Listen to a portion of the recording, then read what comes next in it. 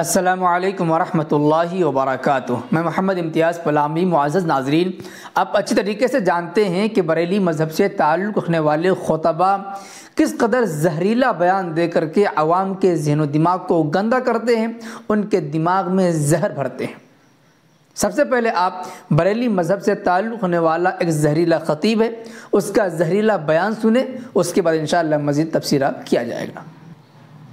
کوئی سنی بے نمازی ہوگا تو اس کی بخشش ہے، کوئی اگر داڑھی منڈا ہے ایمان والا ہے تو بخشش ہے، کوئی اگر بے روزے دار ہے تو اس کی بخشش ہے، کوئی اگر حج فرض ہونے کے بعد نہ کرے تب بھی ایمان والا ہے تو بخشش ہے، غیبت کرنے والا ہے تب بھی اس کی بخشش ہے، چغل خور ہے تو اس کی بخشش ہے، زناکار ہے تو اس کی بخشش ہے، مگر کوئی نبی کا غدار ہو جائے تو اس کی بخشش ہرگز نہیں ہو سکتی، چاہے جتنی نمازیں پڑھ لے۔ تو پتہ کیا چلا؟ پتہ یہ چلا نمازی بعد میں بنو، عاشق رسول پہلے بنو،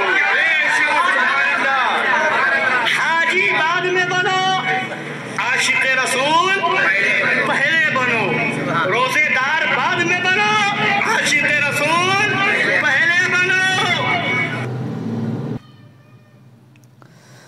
معزز ناظرین، آپ نے اس کلپ کو سنا۔ اس کلپ میں آپ نے کیا سنا؟ دراصل اس خطیب کا یہ بیان کس تناظر میں ہے؟ ایک لمبا بیان ہے، اسی لمبے بیان کو اپنے چینل پر ان صاحب نے کلپ بنا کر اپلوڈ کیا ہے۔ جب پورا بیان ان کا آپ دیکھیں گے اس کے یوٹیوب چینل پر تو معلوم ہو جائے گا کہ آگے اس نے وضاحت کے ساتھ علماء اہل سنت و جماعت، احناف، علماء حق، علماء دیوبند کو نشانہ بنایا ہے۔ اپنے عوام کو یہ بتانا چاہتے ہیں کہ دیکھو، جو اپنے آپ کو دیوبندی کہتے ہیں، جو حقیقت میں اہل سنت و جماعت احناف ہیں، وہ نماز تو خوب پڑھتے ہیں، روزے بھی رکھتے ہیں، زکوٰۃ بھی دیتے ہیں، حج بھی خوب کرتے ہیں، لیکن جو اپنے آپ کو سنی ہونے کا ڈھکوسلا کر رہے ہیں، یعنی کہ بریلی مذہب سے تعلق ہونے والے بدعتی، یہ نماز تو پڑھتے نہیں ہیں الا ماشاء اللہ، یہ کہہ لیجئے کہ نماز کی دعوت ان کے یہاں نہیں ہے۔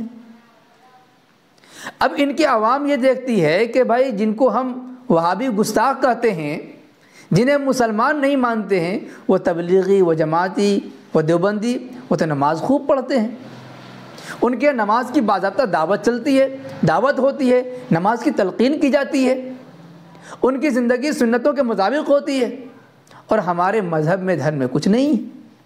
تو اس پہ پردہ ڈالنے کے لیے اپنی عوام کو بھول بھلیا کا سیر کرا رہے ہیں اور کہہ رہے ہیں دیکھو، ان کی نماز کو نہ دیکھو، صرف نماز پڑھنے سے کچھ نہیں ہوگا، پہلے عشق رسول پیدا کرو۔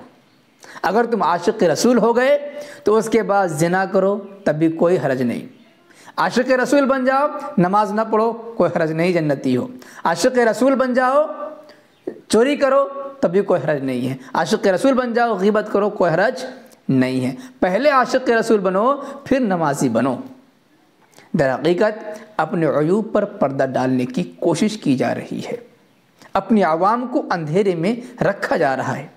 یہ کیسا عشق رسول ہے جس میں نماز نہیں ہے؟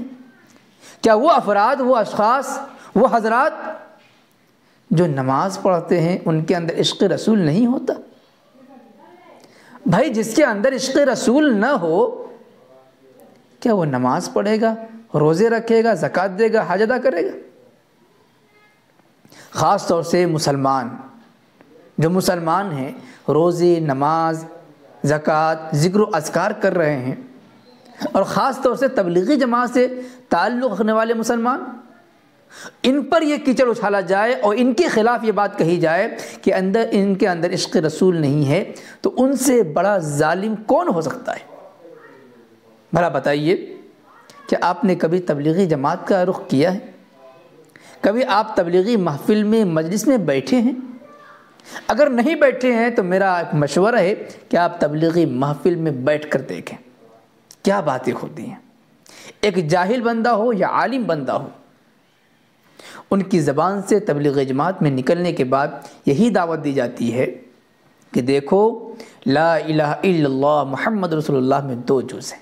لا الہ الا اللہ ایک جز ہے، اس کا خلاصہ یہ ہے کہ کرنے دھرنے والی ذات، مارنے جینانے کھلانے پلانے تمام اختیارات اللہ رب العزت کے پاس ہے، اور محمد صلی اللہ کا تقاضا یہ ہے کہ دنیا اور آخرت میں کامیابی کا دار و مدار پیارے آقا صلی اللہ علیہ وسلم کی سنتوں پر چلنے میں ہے۔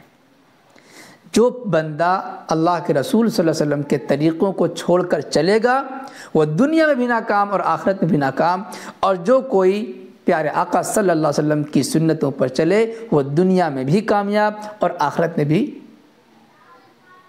کامیاب۔ اب بھلا یہ بتائیے، جس جماعتی کی بولی ہو اس کے بارے میں یہ کہنا کہ ان کے اندر عشق رسول نہیں ہے، بڑا بتائیے کتنا بڑا جھوٹ، کتنا بڑا الزام، کتنی بڑی ناانصافی کی بات ہے۔ پیارے آقا صلی اللہ علیہ وسلم نے ارشاد فرمایا قرۃ عینی فی الصلاۃ، میری آنکھوں کی ٹھنڈک نماز میں ہے۔ جب کوئی امتی نماز پڑھ رہا ہے تو گویا کہ پیارے آقا صلی اللہ علیہ وسلم کو جو محبوب ترین چیز ہے اس کام کو کر رہا ہے، اور اس پر یہ الزام لگانا کہ اس کے سینے میں عشق رسول نہیں ہے، بتائیے کتنا بڑا الزام ہے۔